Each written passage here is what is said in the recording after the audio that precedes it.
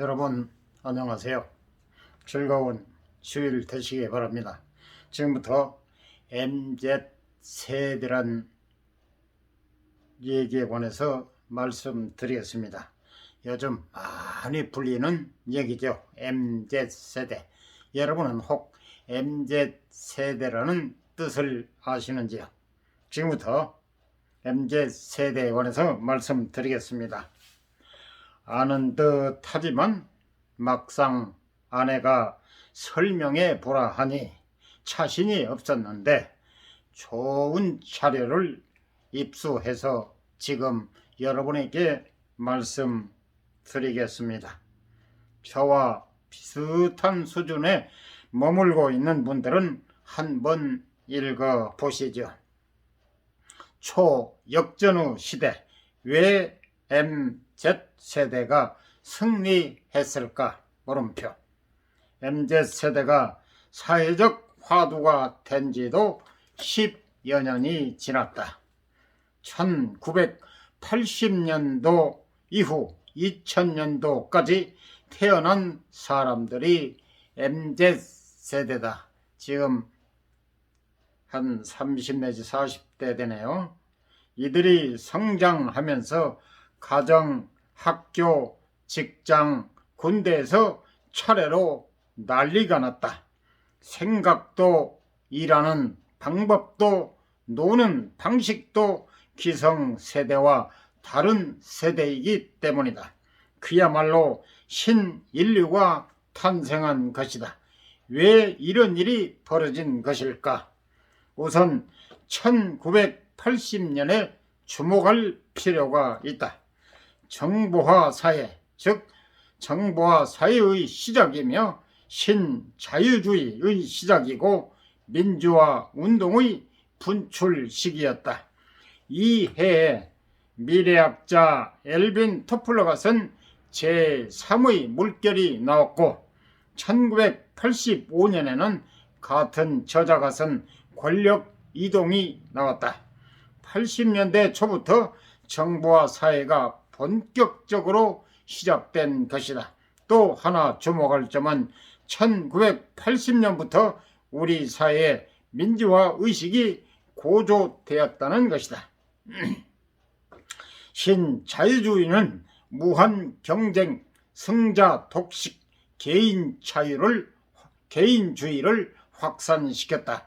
바로 이때 태어난 세대가 MZ세대다. 이들은 정보화 사회 제1세대이며 민주화의식이 강한 특성이 있고 경쟁체제와 차등 보상제 도입에 따라 팀워크보다 개인주의가 강한 특성이 있다.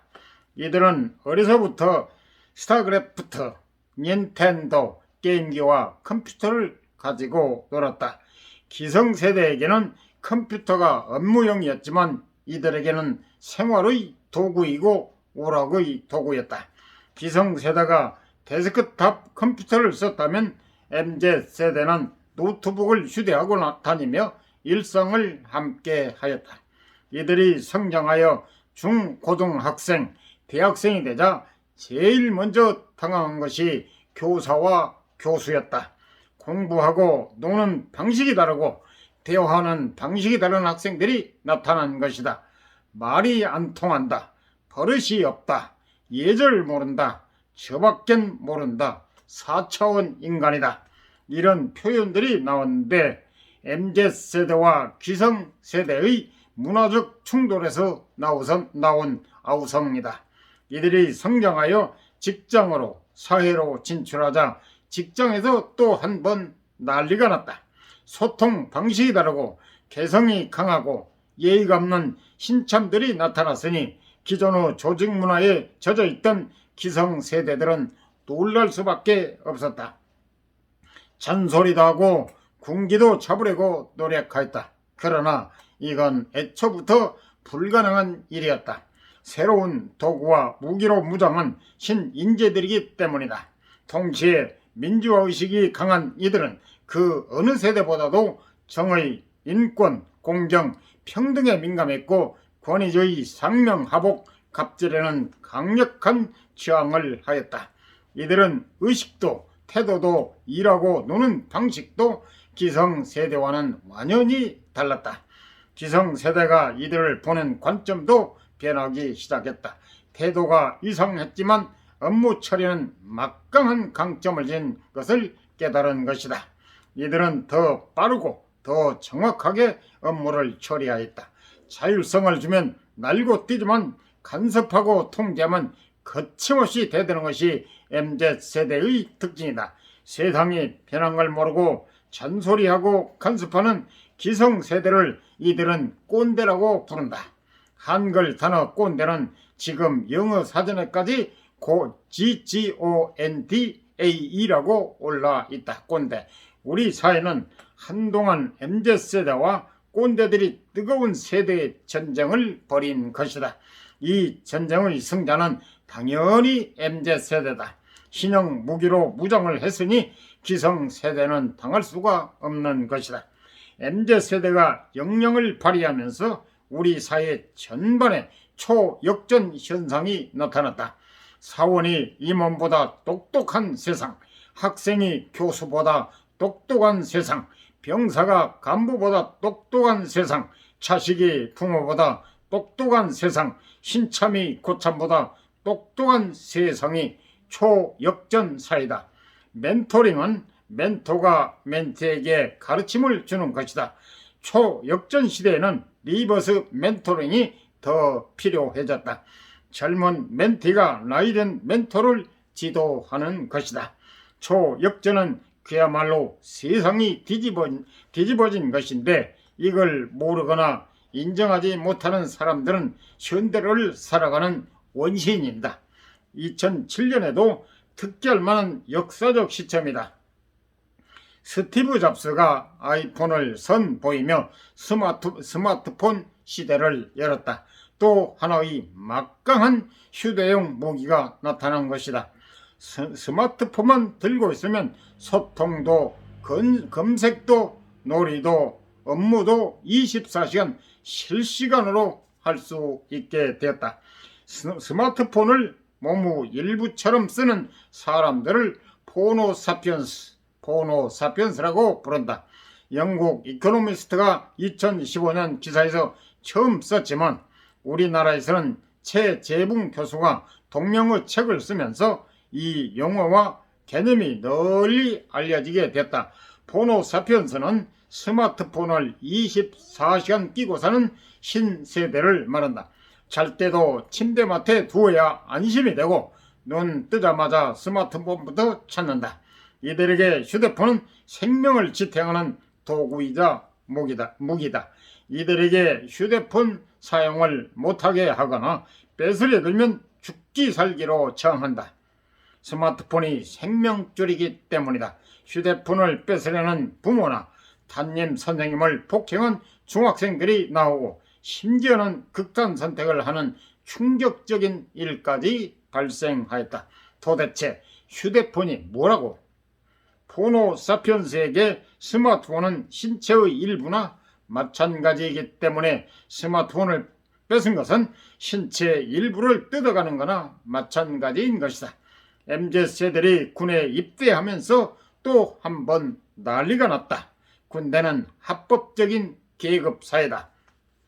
이게 질서가 중요한 것이다. 부하는 상관의 명령에 복종하여야 한다. 자유분방하고 민주화의식이 강한 MZ세대와 충돌이 불가피해졌다. 처음에는 젊은 병사들을 교육과 훈육으로 바로 잡으려고 하였다. 불가능한 일이다. 차차 시대에 뒤떨어진 규정과 문화를 바로잡기 시작하였다. 각 군에서 병영 문화 개선을 위한 위원회가 설치되고 많은 대책이 나왔지만 초기에는 별 성과를 거두지 못했다. 기성세대인 군 간부들이 변해야 하는데 MZ세대 병사들을 대상으로 계획을 추진했기 때문이다. 주객이 전도된 것이다. 건전한 병영 문화를 위해서는 오래된 규정, 문화, 리더십을 바꾸는 것이 급선무다. MZ세대가 군에 들어오면서 큰 논란이 벌어진 것이 스마트폰 사용이다. 신성한 국방 의무를 하는 건 좋은데 내 생명줄인 스마트폰을 사용하지 못하게 하는 건 받아들일 수 없다는 아우성이 쏟아졌다. 병사들의 스마트폰 사용 여부를 놓고 뜨거운 사회적 논쟁이 벌어졌다. 결론은 사용 허용이었다. 보안 문제, 지나친 게임, 오락 등 문제점보다 순기능이 더 많다고 판단했기 때문이다. 실제로 스마트폰을 사용하게 했더니 병사들의 우울증이나 자살률이 급격히 감소하였다.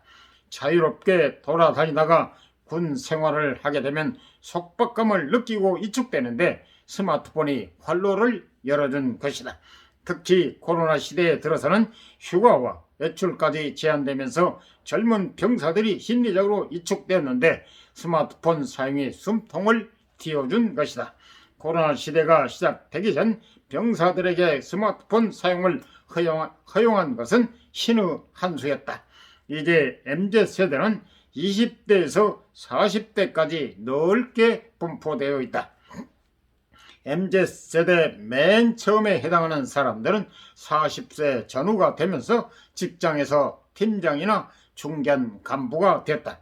지난 20여 년간 우리나라 경제, 문화 발전의 동력은 MZ세대였다. 장단점이 있는 세대지만 장점과 강점이 더 두드러진다는 것으로 판명됐다. 정부와 사회, 민주화의 격동기, 그리고 신자유주의 무한 경쟁 사회를 뚫고 나온 세대다. 이들이 지금 우리 사회의 중추 세력이 되고 있다. 이제 MZ세대를 이을 신세대가 자라고 있다. 새롭게 알파 세대가 나타나는 것이다. 알파 세대는 2000년대 초반 이후 탄생한 신세대를 말한다. 이들은 노트북이나 스마트폰이 아니라 새로운 무기로 무장하였다. 기가 AI, 빅데이터, 로봇, 드론, 메타버스 등 새로운 기술이 이들의 생활 도구이고 경쟁 무기다. 이제 이들이 사회로 진출하면 MZ세대는 게임이 안 된다. 훨씬 뛰어난 역량을 갖추고 있기 때문이다. MZ세대들은 새로 나타난 알파 세대를 어떻게 대해야 할까? 과거의 선배들에게 꼰대질을 당해 보았으니 대물림을 할까? 아니면 반면 교사의 교훈으로 우호적으로 대할까? 만약 MZ세대와 알파세대가 콜라보를 한다면 어떤 시너지를 얻을 수 있을까? 40대 중반 이후 기성세대는 어떻게 살아남을까? 우리 사회 각 분야 최상위층의 리더들은 어떤 리더십을 새로 갖추어야 할까? 대통령을 포함한 국회의원, 지자체장 등 선출직 국가 지도자는 어떤 인물을 뽑아야 할까? 이제 우리가 질문에 답해야 합니다. 이 글은 최근 육군사관학교 세미나, 도산 아카데미 등에서 강의한 내용 일부를 정리한 것입니다. 도움이 되셨으면 구독, 좋아요, 알람 꾹 눌러주세요. 저에게 많은 힘과 도움이 됩니다. 감사합니다.